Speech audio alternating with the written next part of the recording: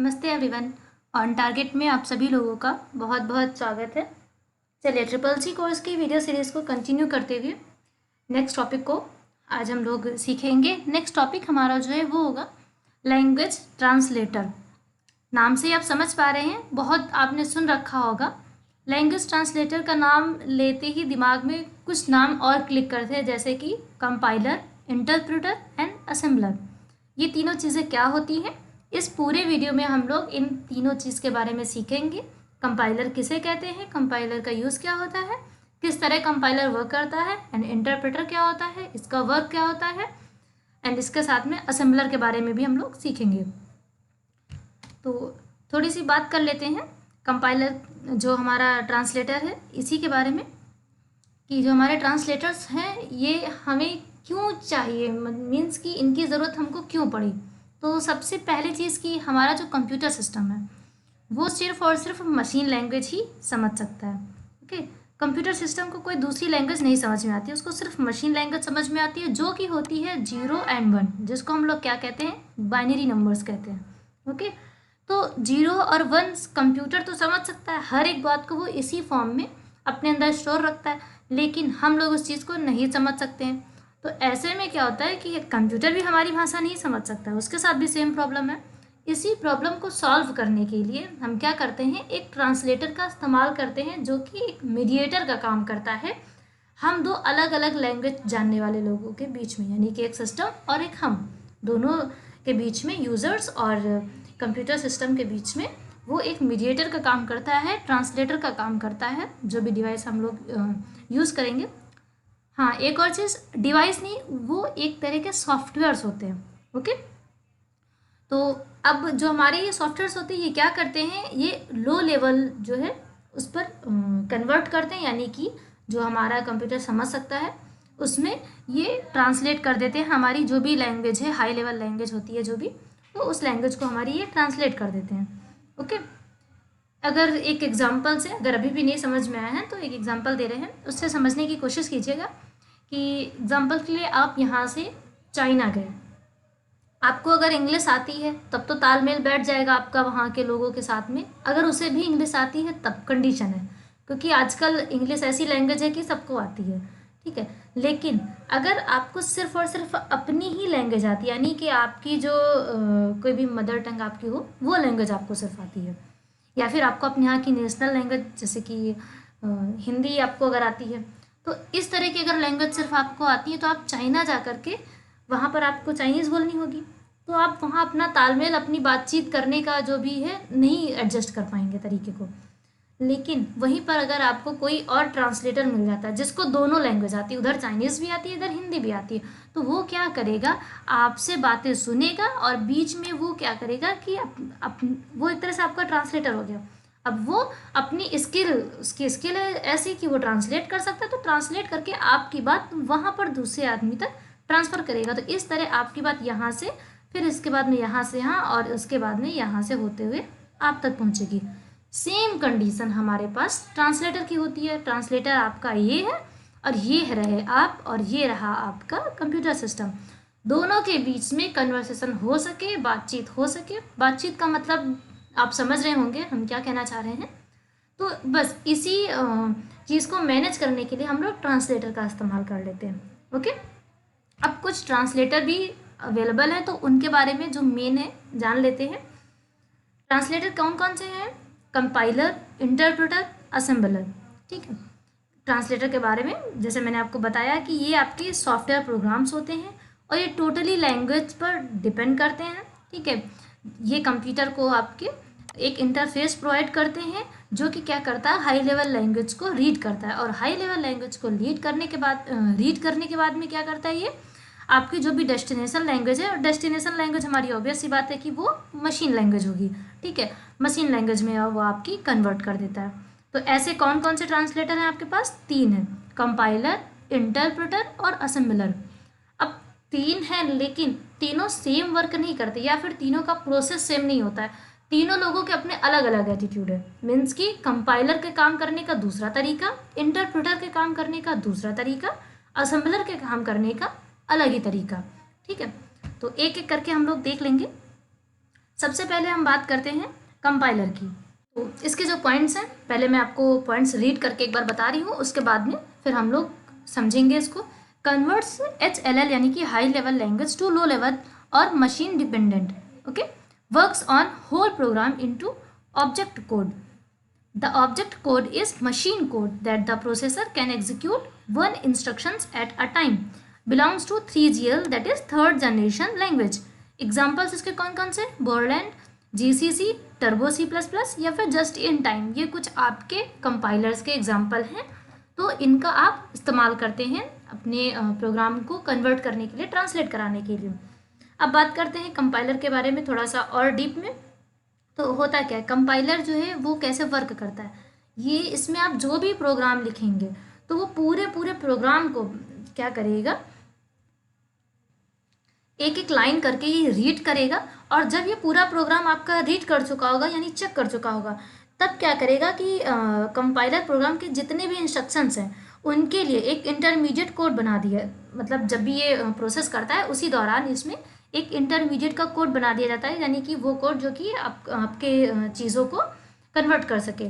और जिस भी लाइन में एरर होगी वो लाइन आपकी जो है बता दी जाएगी आपको, यानी इंडिकेट करा देता है. कंपाइलर की खास बात यह है कि एग्जैक्ट आपने कहाँ मिस्टेक की है उस लाइन को हिंट दे देता है, वहाँ पर आपको अलर्ट दे देता है कि इस लाइन पर आपकी मिस्टेक है, आप वहाँ जा कर के अपनी एग्जैक्टली मिस्टेक ढूंढ सकते हैं.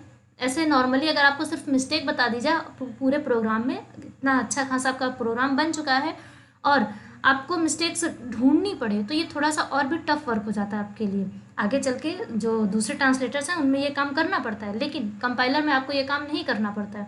वो आपको एग्जैक्टली हिंट कर देगा कि आपको यहाँ पर सही करना है और आप वहाँ सही करके अपने प्रोग्राम को रीचेक कर सकते हैं. एंड इसके अलावा इसमें क्या होता है कि आईसी के बेस्ड पर ही जो एरर्स हैं वो चेक की जाती हैं. जिस भी लाइन में एरर है वो आपको बता दिया जाएगा, फिर कंपाइलर पूरे प्रोग्राम के लिए एक कोड फाइल तैयार कर देगा और इसको एक साथ पूरा प्रोग्राम आपका एग्जीक्यूट करा देगा. मीन्स कि इन शॉर्ट में कंपाइलर क्या करेगा, एग्जाम्पल के लिए ये आपने कोई प्रोग्राम यहाँ पे आपने बना रखा है, ओके, ये पूरे प्रोग्राम को पढ़ेगा तो लाइन बाई लाइन, लेकिन सपोज ये आपकी लाइन गलत है तो इस लाइन को वो आपको अलर्ट कर देगा. आपको एक इंडिकेटर यहाँ पे रहता है, वहाँ पे आपको इंडिकेट कर देगा एंड उसके बाद में जब आप सही कर लेते हैं तब वो आपके पूरे प्रोग्राम को कंपाइल करके आपका जो भी आउटपुट है वो आपको आउटपुट प्रोवाइड कर देता है. ओके, नेक्स्ट देखते हैं. नेक्स्ट है आपका इंटरप्रेटर. तो इंटरप्रेटर के बारे में, a computer program that directly executes instructions written in a programming or a scripting language without previously compiling them into a machine language program. Okay, next point, works on perform operations line by line, produce output together with program execution, generally uses following strategy for program execution. And इसकी strategy क्या है कि translate source code into some efficient intermediate representation and immediately execute this. Examples, Java virtual machine runs Java byte code. Okay, तो interpreter जो आपका होता है ये भी आपके कंपाइलर की तरह ही काम करता है, हाई लेवल लैंग्वेज को ट्रांसलेट करने के काम आता है. जैसे C++, जावा जैसे जो भी प्रोग्राम्स के सोर्स कोड होते हैं, इनको इंटरप्रेटर जो है करता क्या, ये लाइन बाय लाइन जो है आपका एग्जीक्यूट कराता है प्रोग्राम. लेकिन जैसे पहली लाइन में गलती है तो उसको ये आपको शो करा देगा, उसको इंडिकेट करा देगा, पर उस पूरी लाइन को वो जब तक सही नहीं हो जाती है तब तक क्या करता है, आगे नहीं बढ़ता है. मीन्स कि कंपाइलर आपका बाकी की लाइंस को एग्जीक्यूट कर देता था, लेकिन इंटरप्रेटर जिस लाइन पे प्रॉब्लम आई उसी लाइन से आपके प्रोग्राम को रोक देगा. पीछे के प्रोग्राम्स आपके वो कंपाइल कर देगा, लेकिन आगे का जो भी कोड है उसी कोड से वो रोक देगा. जहाँ कहीं से भी आपको गलती मिलती है वहाँ से वो आगे नहीं बढ़ता है. तो जब पहली लाइन आपकी जो भी है वो पूरी तरह से डिबग हो जाएगी यानी सही कर दी जाएगी, तब आप ये आपका जो इंटरप्रेटर है वो दूसरी लाइन पर जंप करेगा, यानी दूसरी लाइन को वो तब जा करके कंपाइल करेगा. और यही इन दोनों को डिफरेंस करता है एक दूसरे से. ठीक है, कि आपसे पूछा जाए कंपाइलर कैसे वर्क करता है, तो कंपाइलर क्या करता है, पूरे प्रोग्राम को रीड करके एक साथ में पूरा प्रोग्राम आपका ट्रांसलेट करता है. Interpreter line by line work करता है, लेकिन जिस लाइन से मिस्टेक है उसी लाइन से प्रोग्राम को एग्जीक्यूट करना रोक देता है. पिछली प्रीवियस की जो भी लाइन्स है उनको वो कंपाइल कर देता है. ठीक, इस तरह से क्या करता है कि आपका इंटरप्रेटर जो है मशीन कोड में चेंज कर देता है आपकी किसी भी हाई लेवल लैंग्वेज के प्रोग्राम को. अब बात करते हैं नेक्स्ट हम असेंबलर के बारे में।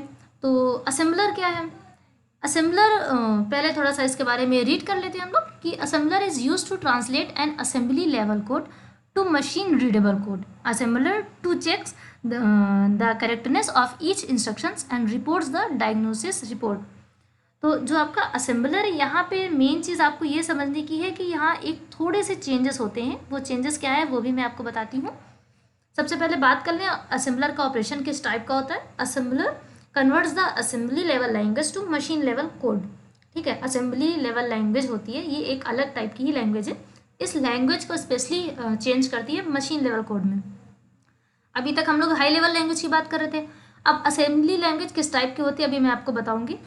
ठीक है, यहाँ आपको मिल रहे हैं इसके जो भी प्रोसेसिंग के तरीके हैं, जैसे ऑपरेशन हो गया, इसका इनपुट हो गया, ये सभी चीज़ें मिल रही हैं और इधर आपको इसका एक्सप्लेन मिल रहा है। तो थोड़ा सा ध्यान से देखिएगा, क्लासीफाई करने की कोशिश कीजिए ताकि आपको अच्छे से समझ में आए।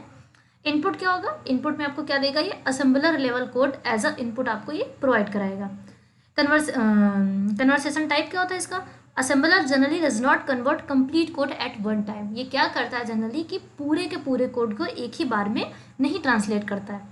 ठीक है, और assembler does works in 2 passes. Assembler 2 passes में वर्क करता है। ठीक है, आउटपुट में क्या है? Binary version of machine code. ठीक है, आउटपुट क्या देगा? जो मशीन कोड है ये वो आउटपुट आपको प्रोवाइड करेगा।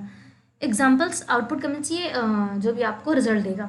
एग्जाम्पल्स कौन कौन से इसके? GAS, GNU, ये आपके असेंबलर के एग्जाम्पल्स हैं। ठीक है, असेंबलर में क्या होता है, आप जो भी लैंग्वेज है, ठीक है, उस लैंग्वेज की आप एक नेमोनिक टेबल बना के रखते हैं। ये आपके लिए जानना जरूरी है कि असेंबलर बाकी दोनों से ज़्यादा डिफरेंस कैसे है। नेमोनिक कोड जो है उन्हीं के साथ ऑपरेशन किया जाता है। ऑपरेशन कोड आपके जो है वो रखे जाते हैं, यानी कि उसको आप बनाते हैं। असेंबलर के जो भी प्रोग्राम्स हैं वो रीड करता है और निमोनिक कोड्स को चेक किया जाता है असेंबलर के थ्रू। ठीक है, जब निमोनिक कोड्स का जो भी ऑपरेशन कोड है अगर वो नहीं मिलता है तब तो आपके इंस्ट्रक्शंस में एरर है, या फिर अगर वो मिल जाता है तो आपका सारा इंस्ट्रक्शन चेक करते हुए वो एग्जीक्यूट कर देगा। एक भी एरर है तो पूरा का पूरा प्रोग्राम रोक दिया जाएगा। ठीक, लेकिन इसमें सबसे बड़ी कमी ये है कि आपको एरर कहीं भी नहीं शो कराएगा। ये आपको एरर खुद ही ढूंढनी है। प्रोग्राम अगर आपका एग्जीक्यूट नहीं हो रहा है तो दैट इज़ कि आपके प्रोग्राम में कोई प्रॉब्लम है और वो प्रॉब्लम अब आपको खुद ही ढूंढनी है, वो एरर अब आपको खुद ढूंढनी है। इस तरह से असेंबलर में जब तक आप जो भी एरर है वो ढूंढ नहीं लेते हैं, वो दूर नहीं कर देते हैं, तब तक प्रोग्राम आपका रन नहीं हो सकता है। ठीक है, तो असेंबलर प्रोग्राम को हर बार, ठीक है, रन करवाने के लिए चेक करता है। और असेंबलर का क्या करते हैं, आप ऑब्जेक्ट कोड फाइल जो है वो नहीं बनाई जा सकती है। ठीक है, यहाँ पे एक और चीज़ जो बात हुई निमोनिक कोड की, तो निमोनिक कोड क्या होते हैं इसके बारे में हम लोग बात कर लेते हैं। ठीक, जैसे हम लोग जानते हैं कि आपका जो कंप्यूटर सिस्टम है हमारा वो 0 और 1 सिर्फ 2 ही नंबर्स को समझता है, लेकिन ये नंबर्स हमारे लिए समझना थोड़ा सा इम्पॉसिबल टाइप है। अभी तक हम लोग क्या करते थे, मतलब अब हम लोग क्या कर रहे हैं कि हाई लेवल लैंग्वेज इस्तेमाल कर रहे हैं, लेकिन इससे पहले हम लोग असेंबली लैंग्वेज का इस्तेमाल कर रहे थे। असेंबली लैंग्वेज भी एक तरह से समझ लीजिए सॉल्यूशन निकाला गया था बाइनरी लैंग्वेज को ना समझना पड़े बहुत ज़्यादा इसी बात का। तो इसमें क्या होता था कि जैसे आप कोई भी आपका कमांड है, वो सारी कमांड्स आपकी शॉर्ट फॉर्म में होती हैं और उसको ट्रांसलेट करने के लिए आप असेंबलर का इस्तेमाल जब करेंगे तो क्या होता है कि आप बाइनरी कोड में चेंज कर सकते हैं। इस हिसाब से इसको डिज़ाइन किया गया था इस सॉफ्टवेयर को। एग्जाम्पल के लिए जैसे कि मान लीजिए ट्रांसलेटर है, ठीक है, अभी यहाँ तो ट्रांसलेट लिखा है, मान लीजिए ट्रांसलेटर लिखा है, तो ट्रांसलेट के लिए आपने शॉर्ट रख दिया नेम इसका ट्रैन, ठीक है, या फिर जंप के लिए आपने JMP रख दिया, ठीक है, या फिर इंक्रीज बाय 1 के लिए इंक का प्रयोग होता है। ये सब जो मैं नाम बोल रही हूँ सब असेंबलर में इस्तेमाल होते हैं, ये उसी के कोड हैं। ठीक है, इसमें सिंबल लैंग्वेज भी होती है। ठीक, तो इसमें हम क्या करते हैं इन शॉर्ट में समझिए कि जैसे असेंबलर की बात हो रही है तो असेम कह दें, या फिर इंस्ट्रक्शंस की बात हो रही तो इंस्ट कह दें। तो इस तरह हम स्टार्टिंग का थोड़ा शॉर्ट लेकर के या उसमें जो है शॉर्ट कोड बना देते हैं और उन्हीं शॉर्ट कोड को हम कोशिश रखते हैं कि हमें याद रहे, थोड़ा सा हमें हिंट मिल जाता है एक तरह से याद रखने के लिए और हम आसानी से समझ सकते हैं। और ये होते हैं आपके निमोनिक्स कोड। तो यही कोड आपके असेंबलर में प्रोग्राम बनाते वक्त यूज किए जाते हैं। ठीक, और आप क्या करेंगे, ऐसे लैंग्वेज में प्रोग्राम लिखेंगे यानी निमोनिक कोड्स का इस्तेमाल करके, जैसे अभी आप इंग्लिश लैंग्वेज में अपने प्रोग्राम्स लिखते हैं वैसे ही आप इन कोड्स में अपना प्रोग्राम लिखेंगे। असेंबलर पढ़ेगा, पढ़ करके वो सिस्टम को बताते वक्त 0-1 के फॉर्म में कन्वर्ट कर देगा। आपके हर एक प्रोग्राम का आपके हर एक जो भी आप कोड लिखते हैं शॉर्ट में, उसका एक फुल आपकी डायरेक्टरी में सेव होगा, ठीक है, फुल फॉर्म उसका जो है वो सेव होगा, तभी जा कर के वो एग्जीक्यूट कर पाएगा। जैसे कि मान लीजिए आपने ट्रांसलेटर का ट्रांस तो कर दिया, लेकिन अब वो जब वो एग्जीक्यूट करेगा तो कहीं ना कहीं तो ट्रांसलेट मिलना चाहिए ना, तभी तो वो रिलेट कर पाएगा कि ट्रेन का मतलब ट्रांसलेट है। तो इसलिए वो चीज़ें भी आपके पास सेव होनी चाहिए। इस तरह से हम असेंबलर का इस्तेमाल करके अपने जो भी प्रोग्राम्स बनाते हैं उसको ट्रांसलेट करते हैं। तो आई होप आपको समझ में आया होगा कि आपका जो ट्रांसलेटर है वो क्यों इस्तेमाल होता है, एंड ट्रांसलेटर कितने टाइप्स के होते हैं, कौन कौन से जो भी टाइप्स हैं उनका अलग अलग डिफरेंस में वर्क क्या है, ये सारी चीज़ें आपको अगर समझ में आ गई है, वीडियो पसंद आया हो तो प्लीज़ वीडियो को लाइक ज़रूर कर दीजिएगा। चैनल पर नए हैं तो चैनल से जुड़ जाइए, जिससे कि आप ऐसे ही और भी वीडियोस देख सकें और चीज़ें सीख सकें। चैनल को नीचे रेड कलर का सब्सक्राइब बटन है, वहाँ पर आप क्लिक करके सब्सक्राइब कर सकते हैं। बगल में बेल आइकन है, उधर से आप बेल आइकन प्रेस करके हमसे कनेक्ट हो सकते हैं, जिससे कि आपको टाइम से अपडेट मिलती है। जैसे ही वीडियो अपलोड होता है सबसे पहले नोटिफिकेशन आप तक पहुंच जाए।